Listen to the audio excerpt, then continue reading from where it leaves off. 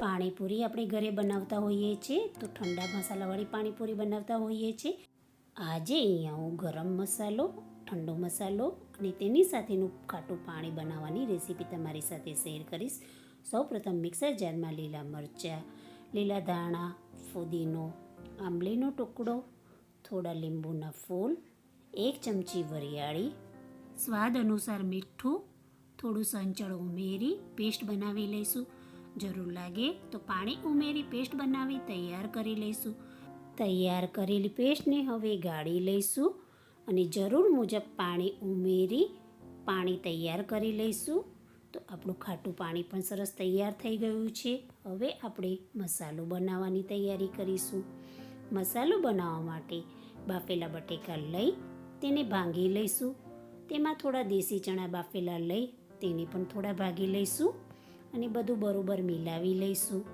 હવે તેમાં બધા મસાલા કરીશું, જેમાં કાશ્મીરી મરચું, ચપટી હળદર, સ્વાદ અનુસાર મીઠું, થોડું સંચળ, આમચૂર પાવડર 1 ચમચી જેટલો, અડધી ચમચી મરી પાવડર, અડધી ચમચી જલજીરા પાવડર અને સમારેલા લીલા મરચાં મિલાવી બધું મિશ્રણ હાથેથી બરોબર મિલાવી માવો તૈયાર કરી લઈશું.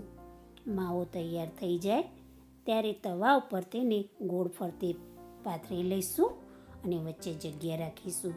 હવે માવાની ઉપર લીલા ધાણા, સમારેલી ડુંગળી ભભરાવી લઈશું અને તૈયાર કરી લઈશું.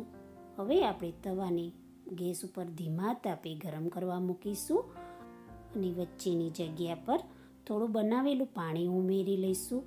બીજો માવો તૈયાર કરવા માટે બાફેલું બટેકું અને બાફેલા ચણા લઈ તેને ભાગી લઈશું. તેમાં સ્વાદ અનુસાર મીઠું, સંચળ ઉમેરી લઈશું. 1 વાટકીમાં કાશ્મીરી લાલ મરચું, બનાવેલું પાણી ઉમેરી મરચુંને ઓગાળી એ મરચાંને આપણે બટેકામાં મિલાવી લઈશું અને મિશ્રણ બરોબર હલાવી લઈશું. તેમાં અડધી ચમચી જેટલો આમચૂર પાવડર મિલાવી ઠંડો મસાલો તૈયાર કરી લઈશું. ગરમ કરવા મૂકેલો મસાલો પણ ગરમ થઈ ગયો છે તો સાઈડમાંથી થોડું પૂરણ અંદર ભરવી દઈશું અને 2 થી 3 પૂરી ભાગી તેમાં મિલાવી લઈશું.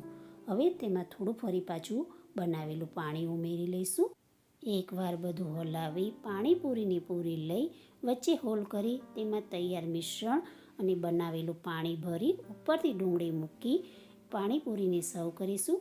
ઠંડા મસાલાની પૂરીમાં ભરી અંદર ગળી ચટણી અને બનાવેલા પાણી ભરી સર્વ કરીશું. મેં ગળ્યું પાણી ગોળ, આંબોળિયા પાવડર, મીઠું અને મરચું નાખી ઉકાળી બનાવેલું છે.